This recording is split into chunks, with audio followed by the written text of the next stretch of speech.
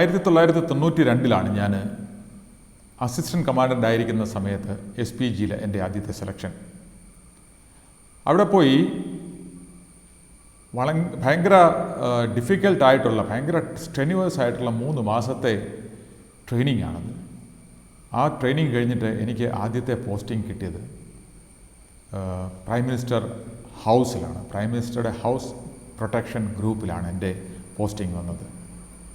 അപ്പോൾ ട്രെയിനിങ്ങിനെ പറ്റി പറയുമ്പോൾ ഞാൻ ജോയിൻ ചെയ്യുന്ന സമയത്ത് 32 വയസ്സാണ്. ഞാൻ ട്രെയിൻ ചെയ്തത് എന്നെക്കാട്ടിലും ഒരു 5-6 വയസ്സെങ്കിലും കുറവുള്ള 25-നും 30-നും ഇടയ്ക്ക് പ്രായമുള്ള കുറേ സബ് ഇൻസ്പെക്ടേഴ്സിൻ്റെയും ഇൻസ്പെക്ടേഴ്സിൻ്റെയും കൂടെയാണ്. അവിടെ ആ ട്രെയിനിങ്ങിൽ ഞാൻ എൻ്റെ യങ്ങർ ഏജ് ഗ്രൂപ്പിലുള്ള ഒരു വിധപ്പെട്ട എല്ലാവരെക്കാട്ടിലും മുമ്പിലായിരുന്നു. എൻ്റെ ഫിസിക്കൽ ആക്ടിവിറ്റിയിൽ ഞാൻ ടോപ്പായിട്ട് തന്നെ നിന്നിരുന്നു. നല്ല ഫ്ലൈയിങ് കളേഴ്സോടുകൂടി ട്രെയിനിങ് പാസ്സായി. അതുകൊണ്ടായിരിക്കണം എനിക്ക് ആദ്യത്തെ പോസ്റ്റിംഗ് തന്നെ PM ഹൗസിൽ കിട്ടിയത്. വളരെ സെൻസിറ്റീവായിട്ടുള്ള ഡ്യൂട്ടിയാണ്. ആ ഡ്യൂട്ടി വളരെ കാര്യക്ഷമതയോടുകൂടി ചെയ്തില്ല എന്നുണ്ടെന്നുണ്ടെങ്കിൽ തീർച്ചയായും നമ്മുടെ അവിടെ നിലനിൽപ്പ് ബുദ്ധിമുട്ടുണ്ട്. അതുകൊണ്ട് വളരെ കെയർഫുള്ളാണ് എല്ലാവരും ജോലി ചെയ്യുന്നത്. വളരെ ഇമ്പോർട്ടൻ്റ് ആയിട്ടുള്ള വളരെ ടെക്നിക്കലായിട്ടുള്ള ഭയങ്കര സെൻസിറ്റീവായിട്ടുള്ള ഭയങ്കര റിസ്ക്കുള്ള ഒരു ഡ്യൂട്ടിയാണ്. റിസ്ക് എന്ന് പറഞ്ഞാൽ നമ്മുടെ ജീവൻ്റെ ഉള്ള റിസ്ക് അല്ല. ഒരു ചെറിയ തെറ്റ് പറ്റിക്കഴിഞ്ഞാൽ നമ്മളുടെ ഡെപ്യൂട്ടേഷൻ അവിടെ അന്ന് തന്നെ അവസാനിച്ച് നമ്മൾ തിരിച്ച് നമ്മുടെ പേരൻ്റ് യൂണിറ്റിലേക്ക് പോകുന്ന ഒരു സ്ഥിതിവിശേഷമാണ് അവിടെ ഉള്ളത്. അപ്പോൾ പല ഘട്ടങ്ങളിലും എനിക്ക് മേജർ ഡിസിഷൻസ് എടുക്കേണ്ടി വന്നിട്ടുണ്ട്. ഒന്ന് എന്ന് പറയുന്നത്, ഒരിക്കൽ ഒരു ക്യാബിനറ്റ് മിനിസ്റ്റർ അപ്പോയിൻമെൻ്റ് ഇല്ലാതെ വന്നു. അദ്ദേഹത്തിനെ എനിക്ക് ഫിസിക്കലി സ്റ്റോപ്പ് ചെയ്യേണ്ടി വന്നു. അപ്പോയിൻമെൻ്റ് ഇല്ലാത്തതുകൊണ്ട് ഞാൻ എടുത്ത ഡിസിഷൻ അവസാനം അത് ഒരു വലിയ ബഹളമായി മാറിയെങ്കിലും എൻ്റെ ഡിസിഷൻ സ്ട്രോങ് ആയതുകൊണ്ടും ശരിയായതുകൊണ്ടും എനിക്ക് സപ്പോർട്ട് കിട്ടി. അതുപോലെ തന്നെ പ്രൈം മിനിസ്റ്ററുടെ കാർക്കേഡ് ഒരിക്കൽ എനിക്ക് എൻ്റെ ഓൺ ഡിസിഷനിൽ ആ സമയത്ത് ജൂനിയർ ആയിരിക്കുന്ന സമയത്ത് തന്നെ എനിക്ക് ഡൈവേർട്ട് ചെയ്യേണ്ടി വന്നു. ഒരു ഗ്യാസ് ലീക്ക് ഉണ്ടായ ഒരു കഥയുണ്ടായിരുന്നു. PM ഹൗസ് ഏരിയയിൽ ഒരു ഗ്യാസ് ലീക്ക് ഉണ്ടായി. പ്രസിഡന്റ് ഹൗസിൽ നിന്ന് PM ഹൗസിലേക്ക് വരാൻ തയ്യാറായി നിൽക്കുന്ന സമയത്താണ് ആ ഏരിയയിൽ ഗ്യാസ് ലീക്ക് ഉണ്ടായത്. അപ്പോൾ എനിക്ക് കൂടുതൽ ആലോചിക്കാൻ സമയമില്ലാത്തതുകൊണ്ട് എൻ്റെ ഓൺ റെസ്പോൺസിബിലിറ്റിയിൽ ഞാൻ ഡിസിഷൻ എടുത്തിട്ട് പ്രൈം മിനിസ്റ്ററുടെ കാർക്കേഡിനെ ഞാൻ ഡൈവേർട്ട് ചെയ്ത് പാർലമെൻറ്റ് ഹൗസിലേക്ക് വിട്ടു. അതും ഒരു എൻക്വയറി എല്ലാം നടത്തി കഴിഞ്ഞപ്പോൾ എൻ്റെ ഡിസിഷൻ ശരിയാണ് എന്ന് അറിഞ്ഞ് എനിക്ക് അപ്രീസിയേഷൻ കിട്ടി. അങ്ങനെ നല്ല നല്ല ജോലികൾ മാത്രം അവിടെ ഞാൻ ചെയ്തുകൊണ്ടിരിക്കുന്ന സമയത്തായിരുന്നു ഈ പ്രൈം മിനിസ്റ്റേഴ്സ് ടൂറുകൾ ഒത്തിരിയുണ്ട്. മിസ്റ്റർ നരസിംഹറാവു ആയിരുന്നു ആ സമയത്തെ പ്രൈം മിനിസ്റ്റർ. അദ്ദേഹം സൗത്ത് ഇന്ത്യയിലേക്ക് കാര്യമായിട്ട് ടൂറുകൾ നടത്തുമായിരുന്നു. അന്ന് ബുള്ളറ്റ് പ്രൂഫ് കാറുകളുടെ എണ്ണം വളരെ പരിമിതമായിരുന്നു. നോർമൽ അംബാസിഡർ കാർ ബുള്ളറ്റ് പ്രൂഫായി കൺവേർട്ട് ചെയ്തിരുന്ന കാറുകളായിരുന്നു അന്ന് യൂസ് ചെയ്തുകൊണ്ടിരുന്നത്. അപ്പോൾ ഇദ്ദേഹത്തിൻ്റെ ടൂറുകൾക്ക് പ്ലാൻ ചെയ്യുമ്പോൾ തന്നെ കാറുകൾ ആ സ്ഥലത്തേക്ക്, ഫോർ എക്സാമ്പിൾ ഹൈദരാബാദ്, ബാംഗ്ലൂർ അല്ലെങ്കിൽ തിരുവനന്തപുരം അങ്ങനെയുള്ള സ്ഥലത്തേക്ക് ടൂറ് ഫിക്സ് ചെയ്ത് കഴിഞ്ഞാൽ ഡൽഹിയിൽ നിന്ന് ഒരു ബുള്ളറ്റ് പ്രൂഫ് അംബാസിഡർ കാർ അദ്ദേഹത്തിൻ്റെ ഡെസ്റ്റിനേഷനിലെ ഡ്യൂട്ടിക്ക് വേണ്ടി കൊണ്ടുപോകണം. ആ ട്രാൻസ്പോർട്ടിങ് ആദ്യം ട്രെയിനുകളിൽ കൊണ്ടുപോകുമായിരുന്നു. അത് കഴിഞ്ഞ് പക്ഷേ ഷോർട്ട് നോട്ടീസിൽ പോകാൻ വേണ്ടി എയർ ലിഫ്റ്റ് ചെയ്യാൻ തുടങ്ങി. എയർ ലിഫ്റ്റ് ചെയ്യുന്ന സമയത്ത് 2 തരത്തിലായിരുന്നു എയർ ലിഫ്റ്റിംഗ്.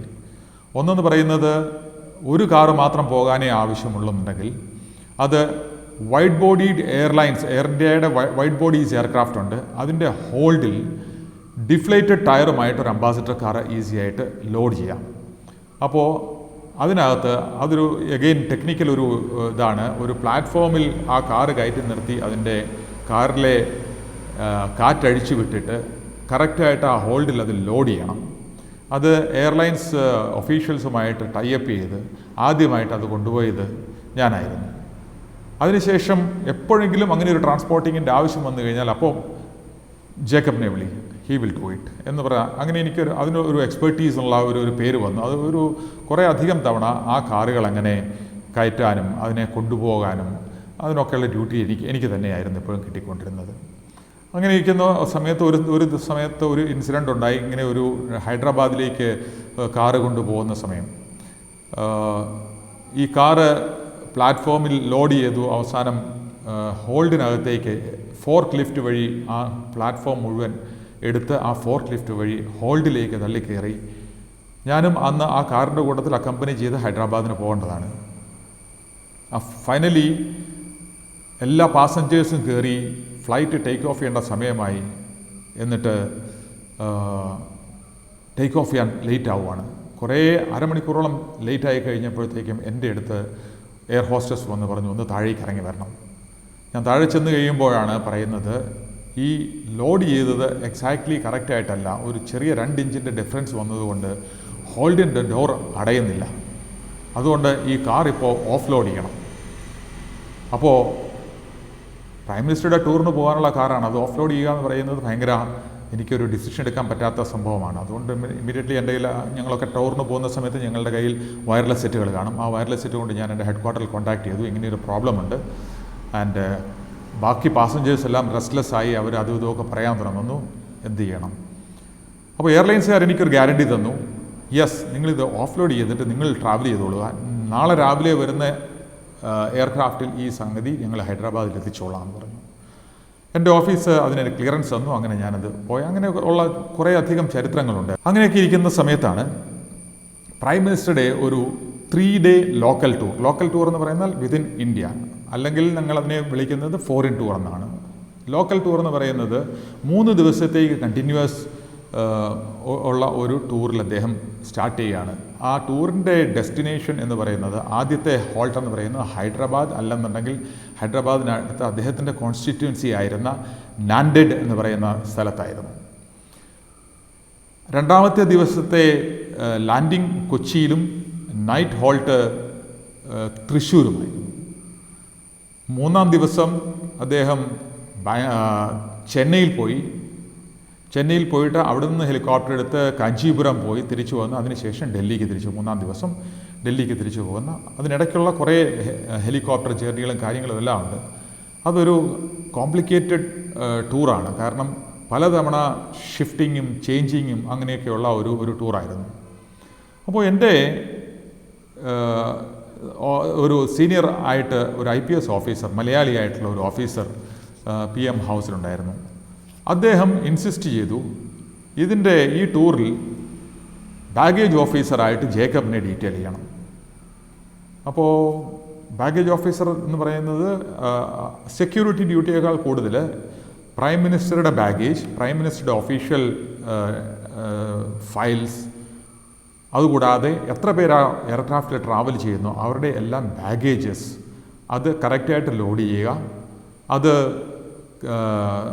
കറക്റ്റായിട്ട് അവർ താമസിക്കുന്ന റൂമുകളിൽ എത്തിക്കുക, അടുത്ത ദിവസം അത് കറക്റ്റായിട്ട് സമയത്ത് കളക്ട് ചെയ്യുക, ഓരോ സെക്ടറിലും വരുന്ന ആൾക്കാരെ, എക്സ്ട്രാ വരുന്ന ആൾക്കാരുടെ ലിസ്റ്റ് എടുത്ത് അവരുടെ ലഗേജ് എടുക്കുക, ആ ചില സെക്ടറിൽ നിന്ന് ഒഴിവാകുന്ന ആൾക്കാരുടെ ലഗേജ് ഒഴിവാക്കുക.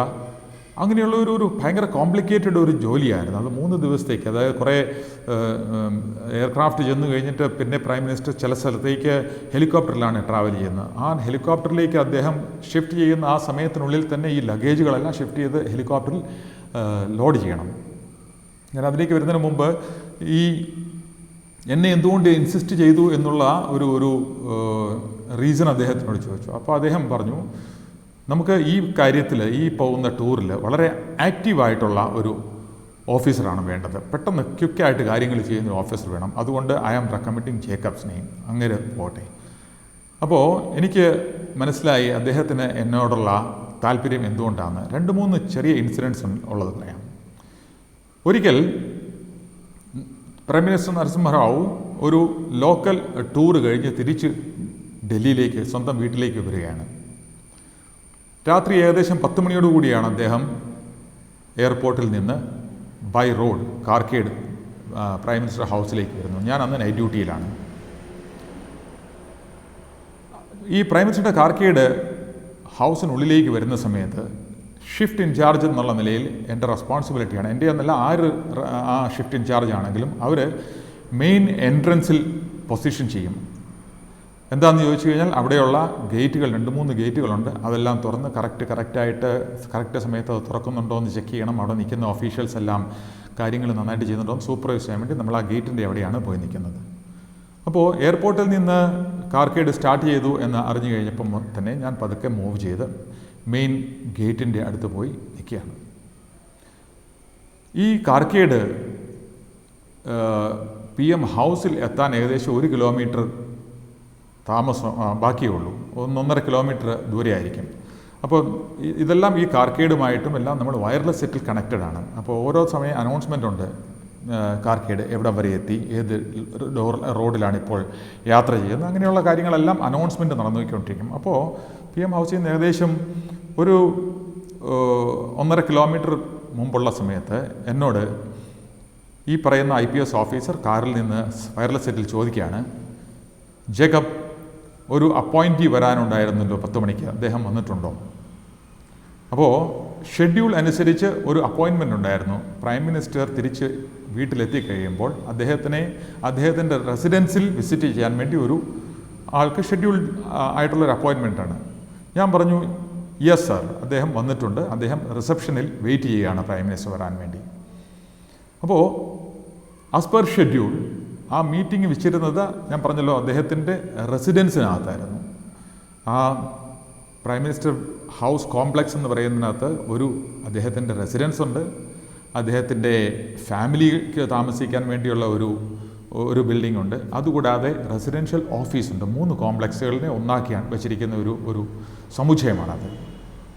അപ്പോൾ ഇത്രയും താമസിച്ചപ്പോഴേക്കും ബാക്കി 2 ബിൽഡിങ്ങുകളും, ഓഫീസും അദ്ദേഹത്തിൻ്റെ പ്രൈവറ്റ് ഗസ്റ്റുകൾ താമസിക്കാനുള്ള റെസിഡൻസും, ഇതെല്ലാം നമ്മൾ ലോക്ക് ചെയ്തു. അവിടെ ഡ്യൂട്ടിയിലുള്ള ആൾക്കാരുടെ ആ ഹൗസ് കീപ്പേഴ്സ് അതിൻ്റെ ചാവി, അതിൻ്റെ താക്കോൽ കൂട്ടം കൊണ്ട് ഏൽപ്പിച്ചിട്ട് അവരവരുടെ വീട്ടിലേക്ക് പോയി. കാരണം ഇന്ന് രാത്രിയിൽ അത് തുറക്കേണ്ട ആവശ്യമില്ല.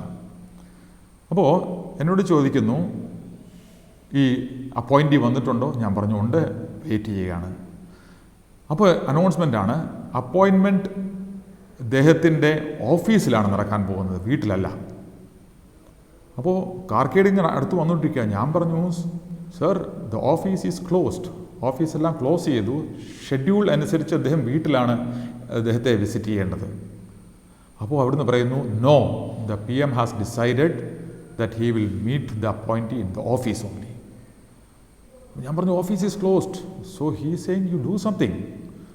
അപ്പോൾ ഞാൻ നിൽക്കുന്ന സ്ഥലത്ത് നിന്ന് ഈ ഓഫീസ് എന്ന് പറയുന്നത് ഒരു 150-200 മീറ്റർ ദൂരത്തിലാണ്. ഞാൻ അവിടുന്ന് ഒരു ഒറ്റ ഓട്ടമാണ് ഓടി ആ ഗേറ്റിന് മുമ്പിൽ, ആ വീടിൻ്റെ മുമ്പിൽ ഡ്യൂട്ടിയിൽ നിൽക്കുന്ന ഒരു സബോർഡിനേറ്റ് ഉണ്ടായിരുന്നു. ഞാൻ അയാളോട് പറഞ്ഞു, ഇമ്മീഡിയറ്റ്ലി ഓടി അങ്ങോട്ട് അടുത്തുകൊണ്ടിരിക്കുമ്പോൾ തന്നെ ഞാൻ പറയുന്നു, താക്കോലുകൾ എടുക്കുക, എന്നിട്ട് ഈ ബിൽഡിംഗ് തുറക്കുക, പ്രൈം മിനിസ്റ്ററുടെ കാർക്കേഡ് ഇവിടെയാണ് വരാൻ പോകുന്നത്. അപ്പോൾ അവിടെ ജോലിക്ക് നിൽക്കുന്ന ആൾ എൻ്റെ ഒരു താക്കോൽ കൂട്ടം എടുത്ത് തന്നിട്ട് പറഞ്ഞു, സർ, ഇതാണ് ഒരു 10-30 താക്കോലുള്ള ഒരു കൂട്ടമാണ്. എടുത്തിട്ട് പറഞ്ഞു, ഇതിലേതാ താക്കോലെന്ന് അറിയില്ല എനിക്ക്, എന്താ ചെയ്യുന്നത്? ഇതൊന്നും ഞങ്ങളുടെ ഡ്യൂട്ടിയിൽ പെടുന്നതല്ല, അത് കെയർ ടേക്കർ പൂട്ടിക്കൊണ്ടുവരുന്ന താക്കോൽ കെയർഫുള്ളായിട്ട് സൂക്ഷിക്കുക എന്നുള്ളതാണ് SPGയുടെ പരിപാടി, വേറൊന്നുമില്ല. എനിവേ ഞാൻ ആ താക്കോൽ കൂട്ടം മേടിച്ചുകൊണ്ട് ഈ ബിൽഡിങ്ങിലേക്ക് ഒരൊറ്റ ഓട്ടമാണ്. ഓടിച്ചെന്നു, ഒരു നോട്ടത്തിൽ ഒരു വലിയ താക്കോൽ എടുത്ത് ഒറ്റ തുറക്കാൻ നോക്കിക്കഴിഞ്ഞപ്പോൾ കറക്റ്റായിട്ട് അത് ആ മെയിൻ ഡോറിൻ്റെ താക്കോൽ തന്നെയായിരുന്നു. ആ ഡോർ തുറക്കുകയും ഈ പ്രൈം മിനിസ്റ്ററുടെ മെയിൻ വെഹിക്കിൾ വന്ന് പോർച്ചിൽ നിൽക്കുകയും ഒരേ സമയമാണ്. ഞാനിത് തുറന്നു. ഇമ്മീഡിയറ്റ്ലി അദ്ദേഹം കാറിൽ നിന്നിറങ്ങി സ്റ്റെപ്പ് കയറി വരുന്നതിന് മുമ്പ് തന്നെ ഓടി അകത്ത് പോയി എല്ലാ ലൈറ്റുകളും ഓൺ ചെയ്തു, AC ഓൺ ചെയ്തു, എന്നെല്ലാം ചെയ്തു. പ്രൈം മിനിസ്റ്റർ കയറി വരുമ്പോഴത്തേക്കും അദ്ദേഹത്തിന് ഇരിക്കാനുള്ള സൗകര്യത്തിനെല്ലാം ആക്കി. അപ്പോൾ ഞാൻ തിരിച്ചിറങ്ങി വന്നു കഴിഞ്ഞിട്ട് ഞാനിങ്ങനെ അണച്ചുകൊണ്ട് ഇറങ്ങി വരുന്നേ. അപ്പോൾ ഈ പറയുന്ന IPS ഓഫീസർ എന്നോട് ചോദിച്ചു, ജേക്കബ്, നീ എവിടെയായിരുന്നു? ഞാൻ പറഞ്ഞു, സർ, ആസ് പെർ റൂൾ ഞാനത് മെയിൻ ഗേറ്റിലായിരുന്നു, കാർക്കേഡ് വരുന്നത് നോക്കാൻ വേണ്ടി. അപ്പോൾ 1 മിനിറ്റോ 1.5 മിനിറ്റ് സമയത്തിനുള്ളിൽ ഞാൻ ഓടി വന്ന് ഈ റൂം തുറന്ന് ശരിയാക്കിയ അത് ഈ അദ്ദേഹത്തിൻ്റെ ഓർമ്മയിലുണ്ടായിരുന്നു. അതുകൂടാതെ തന്നെ ഇതുപോലെ തന്നെ ഒരു ക്വിക്ക് ആക്ഷൻ നടക്കേണ്ട ഒരു സമയം. ഒരിക്കൽ ഇതുപോലെ തന്നെ നൈറ്റ് ഡ്യൂട്ടിയിലാണ്. പ്രൈം മിനിസ്റ്റർ ഒരു ടൂറ് കഴിഞ്ഞിട്ട് ഏകദേശം രാത്രി 10 മണിയായപ്പോൾ റെസിഡൻസിലെത്തി. ഞാൻ എൻ്റെ ഓഫീസിൽ ഇരിക്കുന്നു. രാത്രി വലിയ വർക്കുകളൊന്നുമില്ല, എല്ലാവരും അവരവരുടെ പൊസിഷനിൽ ഡ്യൂട്ടികൾ ചെയ്തുകൊണ്ടിരിക്കുന്നു. ആ സമയത്ത് എനിക്ക് ഇൻ്റർകോമിൽ ഈ പറയുന്ന ഓഫീസറുടെ തന്നെ ഫോൺ വരുന്നു. ജേക്കബ്, പ്രൈം മിനിസ്റ്റർക്ക് ചെറിയ ഹാർട്ടിൽ എന്തോ പ്രോബ്ലം ഉണ്ട്. അദ്ദേഹം എല്ലാവർക്കും അറിയാം, നരസിംഹറാവു ഒരു ഹാർട്ട് പേഷ്യൻ്റ് ആയിരുന്നു. പ്രൈം മിനിസ്റ്റർ ആവുന്നതിന് മുമ്പ് തന്നെ അദ്ദേഹം ഹാർട്ട് പേഷ്യൻ്റ് ആയിരുന്നു. പ്രൈം മിനിസ്റ്റർ ആയതിനു ശേഷവും അദ്ദേഹത്തിന് നല്ല ഏത് പ്രൈം മിനിസ്റ്റർക്കാണെങ്കിലും ഒരു ടീം ഓഫ് ഡോക്ടേഴ്സ് എപ്പോഴും ഇവരുടെ കൂട്ടത്തിൽ അനുഗമിച്ചുകൊണ്ടിരിക്കും. ഈ പറയുന്ന ടൂറ് കഴിഞ്ഞ് വരുമ്പോഴും ഒരു ഡോക്ടർ കൂട്ടത്തിലുണ്ടായിരുന്നു. റെസിഡൻസിൽ എത്തിക്കഴിഞ്ഞിട്ട് ആ ഡോക്ടേഴ്സ് എല്ലാം അവരവരുടെ വീടുകളിലേക്ക് പോയി. അപ്പോൾ നരസിംഹറാവുവിൻ്റെ ഏറ്റവും മെയിൻ ഡോക്ടർ എന്ന് പറയുന്നത് all India institute of medical സയൻസിനുള്ള ഒരു ഡോക്ടർ റെഡ്ഡി ആയിരുന്നു. അദ്ദേഹം പിന്നീട് മെഡിക്കൽ സയൻസിൻ്റെ AMSൻ്റെ ഡയറക്ടറായി വിരമിച്ച ഒരു ഡോക്ടറാണ്. അദ്ദേഹം ഒരു കാർഡിയോളജിസ്റ്റ് ആയിരുന്നു. അദ്ദേഹമായിരുന്നു മെയിൻ ഡോക്ടർ. അപ്പോൾ എന്നോട് ടെലിഫോണിൽ പറഞ്ഞു, Jacob, PM has got some problem. ഞാൻ ഡോക്ടർ റെഡ്ഡിയോട് സംസാരിച്ചു. അദ്ദേഹം തയ്യാറായി അദ്ദേഹത്തിൻ്റെ വീട്ടിൽ നിൽക്കുകയാണ്. നീ ഏറ്റവും വേഗം ഒരു വണ്ടി വിട്ട് ഡോക്ടർ റെഡ്ഡി എവിടെ എത്തിക്കണം. ഇത്രയും മാത്രം പറഞ്ഞു. അദ്ദേഹം ഫോൺ താഴെ വെച്ചു.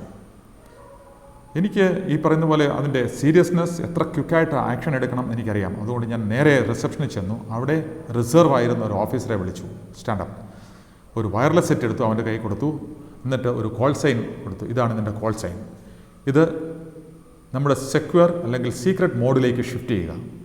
അവനെ വിളിച്ചുകൊണ്ട് നേരെ പുറത്ത് ചെന്നിട്ട് ഫെറി കാറുകൾ ഉണ്ട് അവിടെ. ഫെറി കാറുകൾ എന്ന് പറയുന്നത് അപ്പോയിൻറ്റീസിനെ അകത്ത് കൊണ്ടുവരാനും തിരിച്ചു കൊണ്ടുവിടാനും ഉള്ള കാറുകളാണ്. അത് SPGയുടെ കാറുകളാണ്. പുറത്തുനിന്ന് വരുന്ന അപ്പോയിൻറ്റീസ് ഒരിക്കലും സ്വന്തം വെഹിക്കിളിൽ PM ഹൗസിനകത്തേക്ക് പോകാറില്ല. അപ്പോൾ പുറത്തിറക്കിയിട്ട് ഈ ഫെറി കാറുകളിലാണ് അവരെ കൊണ്ടുപോവുകയും ചെയ്യുന്നത്. ആ ഒരു ഫെറി കാർ അവിടെ കിടപ്പുണ്ട്. പുറത്ത് ഡ്രൈവർ സീറ്റിലിരിപ്പുണ്ട്. ഞാൻ ഡ്രൈവറോട് ചോദിച്ചു, നിനക്ക് ഡോക്ടർ റെഡ്ഡിയുടെ വീട് അറിയാമോ? അറിയാം.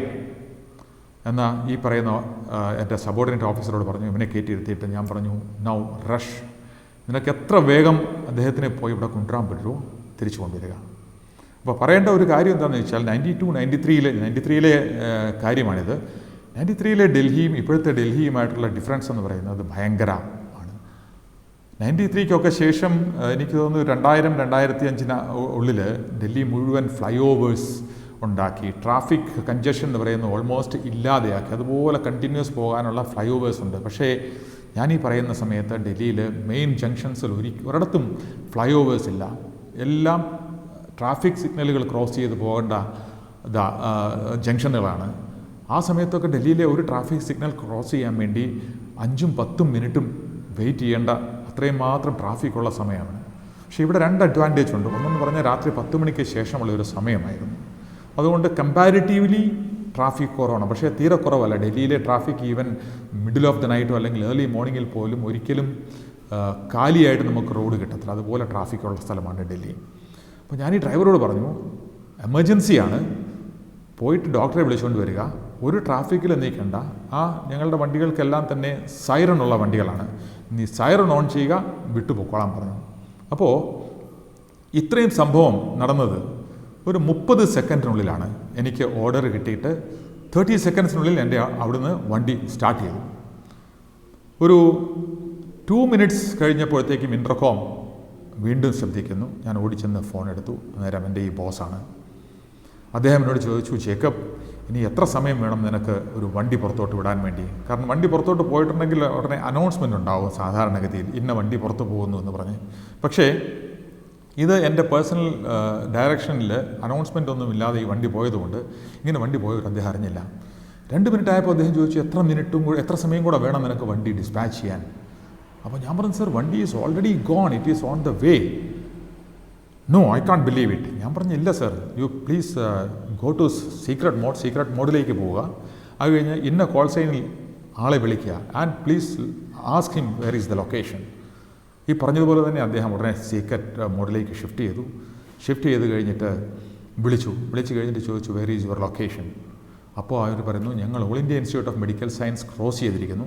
ഈ ഡോക്ടർ താമസിക്കുന്നത് ഖേൽഗാവ്, അതായത് ഏഷ്യൻ ഗെയിംസ് വില്ലേജിലാണ് അയാൾ താമസിക്കുന്നത്. അവിടെ എത്തുന്ന ഏകദേശം പകുതി റൂട്ട് ഇവർ തരണം ചെയ്തു കഴിഞ്ഞു. അപ്പോൾ ഇങ്ങനെ എന്നെ വീണ്ടും തിരിച്ച് വിളിച്ചിട്ട് പറഞ്ഞു, Jacob, can't believe it, within 2 minutes. ഞാൻ പറഞ്ഞിട്ട് 2 മിനിറ്റ് ആകുന്നതിന് മുമ്പ് 2-3 കിലോമീറ്റർ നിൻ്റെ വണ്ടി പോയി കഴിഞ്ഞു. How did you do it? ഞാൻ പറഞ്ഞു, സർ, സിറ്റുവേഷൻ എമർജൻസി സിറ്റുവേഷനാണെന്ന് മനസ്സിലായപ്പോൾ ആ രീതിയിൽ എമർജൻസി ആയിട്ട് തന്നെ ഞാൻ ആക്ട് ചെയ്തു. അതുകൊണ്ടാണ്. ഒരു മാക്സിമം ഒരു 15 മിനിറ്റ്സ് എടുത്ത് കാണും. അതിനു മുമ്പ് ഡോക്ടർ റെഡ്ഡി തിരിച്ച് PM ഹൗസിലെത്തി. അത് പുള്ളി എന്നെ, ഈ പറയുന്ന ഓഫീസർ എന്നെ ഭയങ്കരമായിട്ട് അപ്രീഷിയേറ്റ് ചെയ്ത ഒരു ക്വിക്ക് ആക്ഷനായിരുന്നു. ഇതെല്ലാം അദ്ദേഹത്തിൻ്റെ മനസ്സിലുള്ളത് കൊണ്ടായിരിക്കണം അദ്ദേഹം പറഞ്ഞത് ഈ ലോക്കൽ ടൂറിൽ let Jacob be the baggage officer.